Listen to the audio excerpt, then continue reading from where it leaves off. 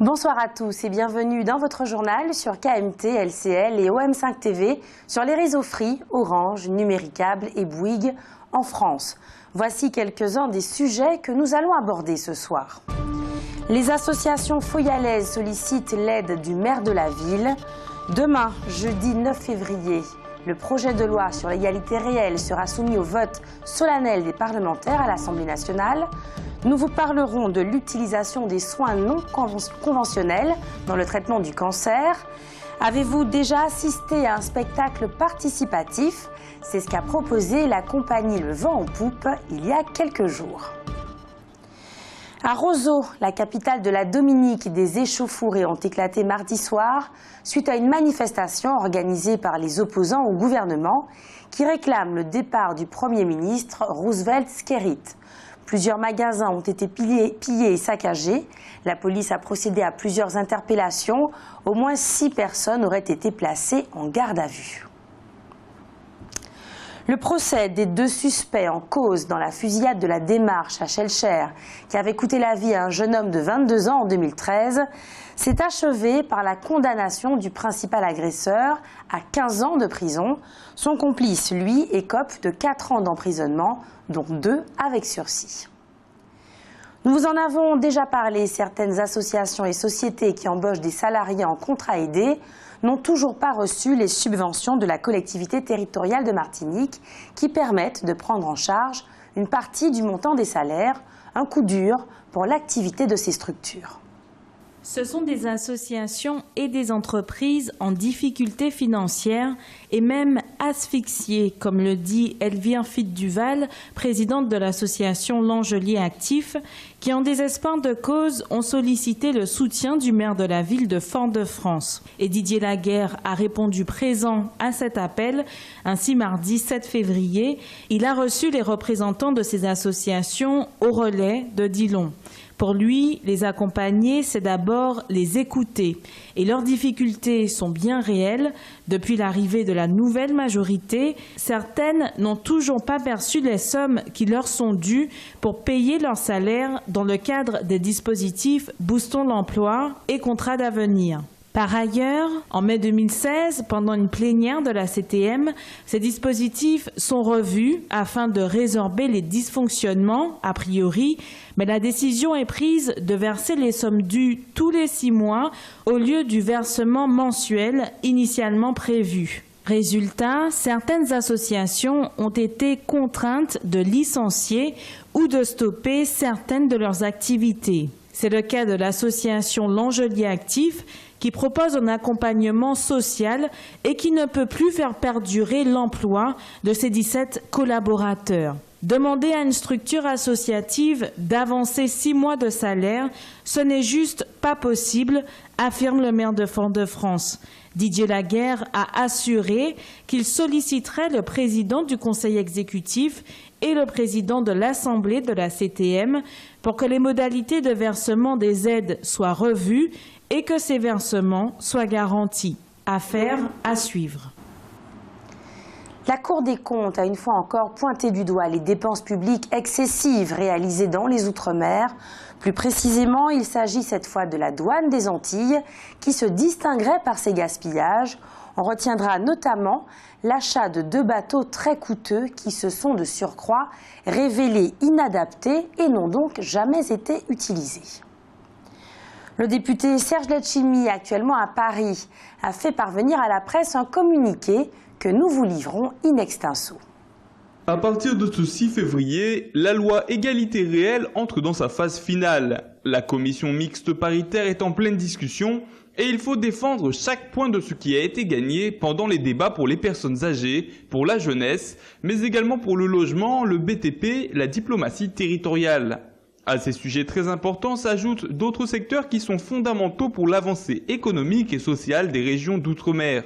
La reconnaissance du fait syndical local, l'amélioration des conditions d'indemnisation des victimes des essais nucléaires en Polynésie, la prolongation de la LODEOM, la mise en place d'un Small Business Act qui privilégie l'attribution des marchés publics aux entreprises locales, l'ajout du secteur BTP dans la liste des secteurs prioritaires bénéficiant d'exonérations bonifiées dans les zones franches d'activité en Guadeloupe, en Martinique et à La Réunion.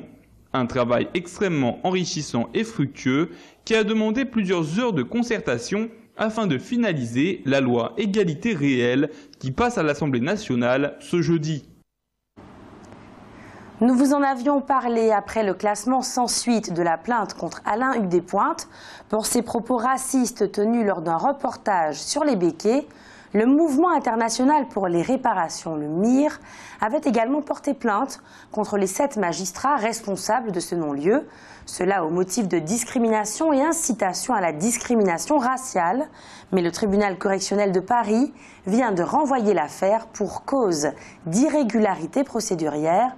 Reste à savoir si le MIR relancera une action en justice. Du fait de la loi NOTRe, nouvelle organisation du territoire de la République, les intercommunalités sont actuellement en train de vivre une réforme particulièrement importante. Pour en avoir une idée, il faut déjà savoir que les intercommunalités ont été réduites en nombre de 40%. C'est pour cela que l'Association des maires de France organise le 15 février prochain dans ses locaux une rencontre entre leurs présidents. Il y sera bien entendu question de développement économique, d'aménagement et d'urbanisme. Il sera également question de la compatibilité des actions des communautés avec le schéma régional de développement économique, d'innovation et d'internationalisation. Une séquence sera consacrée au plan local d'urbanisme. On se demandera notamment comment il peut contribuer à l'élaboration d'un projet territorial. Nul doute que tous les présidents d'intercommunalités de la Martinique, Cassem, Espace Sud et Cap-Nord participeront à cette manifestation de formation en quelque sorte. Tropicatrium renouvelle ses fameux rendez-vous du mardi. Il s'agit d'une série de conférences et de forums sur les thématiques les plus diverses. Hier, mardi 7 février, il était question du vieillissement de la population et notamment de tous ces seniors qui préfèrent vieillir à domicile plutôt que dans des établissements d'accueil.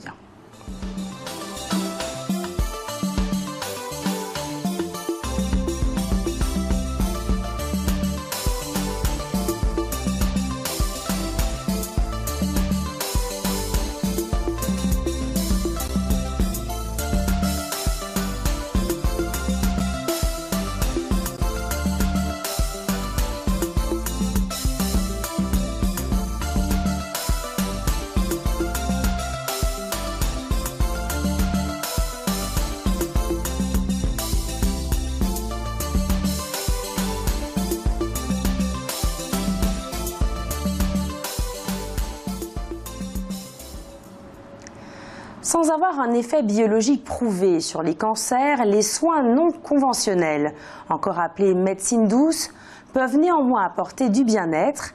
Si de plus en plus de Martiniquais s'y intéressent, il faut impérativement informer l'équipe médicale afin d'éviter les effets toxiques ou les interactions médicamenteuses.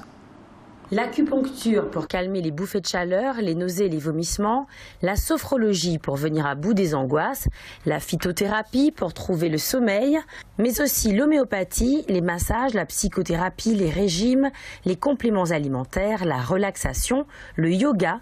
Nombreuses sont ces stratégies de soins que l'on dit douces par opposition à la chimiothérapie et à ses nombreux effets secondaires. En se découvrant un cancer, nombreux sont ainsi ceux qui les adoptent. Reste que ces soins ne peuvent en aucun cas se substituer au traitement conventionnel. Ils n'interviennent au mieux que de façon complémentaire pour procurer du bien-être. Le cancer est une maladie grave, parfois mortelle, que l'on ne peut pas prendre à la légère. Selon les spécialistes, il faut donc se méfier des médecines complémentaires à visée thérapeutique. Les plantes, par exemple, ne peuvent pas miraculeusement guérir le cancer. Notons que les malades qui ont recours à des médecines douces n'en abandonnent pas pour autant leur chimiothérapie ou leur radiothérapie. Ils y ont recours parce qu'ils espèrent, pour certains, renforcer leur système de défense immunitaire. D'autres y voient un moyen de mieux supporter les effets du traitement classique. Enfin, c'est aussi pour eux une manière de participer activement au traitement, de devenir acteurs de leur guérison. Il y a néanmoins un problème crucial concernant les médecines parallèles. Au vu des enquêtes, une proportion non négligeable de malades omettent d'informer leur cancérologue qu'ils y ont recours. Or, parfois, ces médecines peuvent s'avérer dangereuses en provoquant par exemple des risques d'infection virale ou bactérienne ou encore des problèmes hépatiques. On peut également observer des interactions entre les principes actifs de certaines plantes et les molécules utilisées en chimiothérapie. Soyez donc très prudents si vous avez une pathologie sévère et que vous souhaitez avoir recours aux médecines dites douces. Prévenez impérativement votre médecin et demandez-lui conseil. L'alcool tueur de jeunes, c'est le titre choc d'une conférence débat qui se déroule depuis 18h30 ce soir au Palais des Congrès de Madiana, organisée par l'Union régionale des médecins libéraux de Martinique et la mutuelle MGPA. Elle invite le public à réfléchir sur les risques de l'ivresse. À l'occasion de ce forum débat, le film Rose, un documentaire sur la prévention d'alcool chez les jeunes, sera diffusé en exclusivité. Il a été produit à l'initiative de l'URML, de la préfecture de Martinique, de l'Agence régionale de santé et de la mutuelle MGPA. Et puis, notez aussi que demain, jeudi 9 février et vendredi 10 février, l'URAS, l'Union régionale des associations sociales et médico-sociales de la Martinique, organise un colloque sur le financement. Dans une conjoncture économique difficile, la collecte de fonds pour ces structures à but non lucratif reste en effet une problématique majeure. C'est un spectacle un peu particulier auquel a assisté le public le 27 janvier dernier à la bibliothèque Schellcher. De la poésie ancienne et contemporaine en musique, selon des thèmes tirés du chapeau par le public. Ce soir-là, sur scène, Virginie et Dominique Zinderstein, artistes de la compagnie Le Vent en Poupe, ont proposé au public une expérience inédite. Spectacle de chant participatif, poésique, chansons poétiques et fantaisistes tirées du chapeau, donne l'illusion au public de créer l'œuvre qui se joue sous ses yeux en tirant du chapeau des thèmes, des textes ou encore des auteurs que les artistes doivent intégrer dans leur interprétation. 1000 occasions de chanter, de découvrir ou redécouvrir, de vivre la poésie française du XVIe siècle à nos jours. Ce soir-là, les artistes ont fait voyager le public à travers des textes de Pierre de Ronsard, Paul Verlaine, Arthur Rimbaud, Victor Hugo, Alfred de Musset ou encore Guillaume Apollinaire. Un aperçu en images.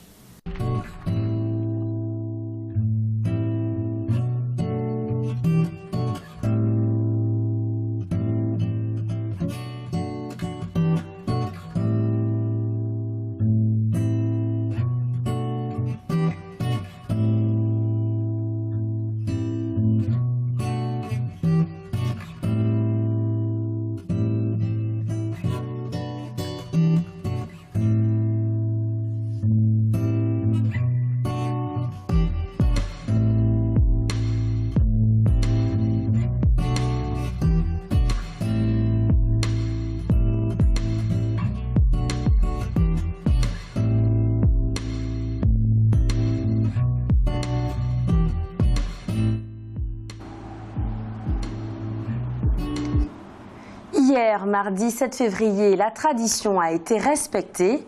D'ordinaire lieu de travail et d'échange, le bureau du directeur de KMT s'est transformé en un lieu de gâteaux et de bonnes blagues pour fêter l'anniversaire d'une des employées de la chaîne. En général, quelques images sont prises pour immortaliser ces petits événements et alimenter Facebook. En voici quelques-unes.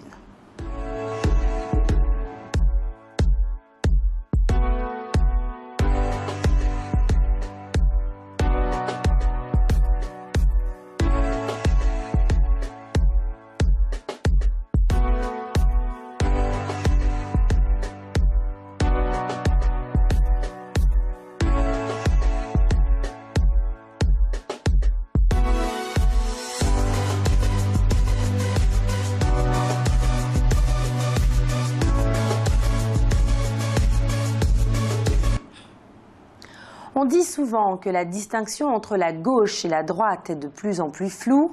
Cependant, certains choix relèvent clairement de l'une ou l'autre de ces orientations politiques et les discussions qui précèdent l'adoption ou non d'un projet de loi en sont l'illustration. C'est ainsi que la députée de la 2e circonscription guyanaise, Chantal Berthelot, a accusé les sénateurs de droite de saper la lutte contre l'orpaillage illégal en supprimant ou en affaiblissant substantiellement les amendements qu'elle avait introduits en ce sens dans le projet de loi pour l'égalité réelle outre-mer. Le groupe Les Républicains a alors, selon la députée de gauche, montré son véritable visage et son profond mépris pour la Guyane et les enjeux majeurs auxquels elle est confrontée. Ceux-ci ont notamment supprimé, a priori, une mesure permettant à la police de procéder à des confiscations et destructions de biens ayant servi à une exploitation minière illégale et permettant aussi d'étendre aux inspecteurs de l'environnement le pouvoir de constater les infractions au code minier. Du coup, les orpailleurs illégaux pourraient circuler librement en possession de mercure ou de concasseurs sans que les forces de l'ordre ne puissent intervenir. On le voit, l'argument utilisé spontanément par les Républicains a donc été celui de l'atteinte aux droits des propriétés des Caring-Péros. Ce à quoi Chantal Berthelot a opposé l'atteinte aux droits du peuple guyanais de ne pas être spolié de ses ressources à cause de conditions environnementales, sanitaires et sociales catastrophiques. Il est vrai que nombreux sont ceux qui ont dénoncé tout au long des débats le détricotage du projet de loi par la majorité sénatoriale, poussant d'ailleurs cette dernière à revoir dans une certaine mesure sa copie. Et il n'empêche, les positions spontanées des uns et des autres montrent bien la différence du modèle de société que proposent respectivement la droite et la gauche, du moins la gauche qui se souvient encore de ce qu'est la gauche. Toute l'actualité des régions d'outre-mer et des ultramarins de l'Hexagone sur outremernews.fr.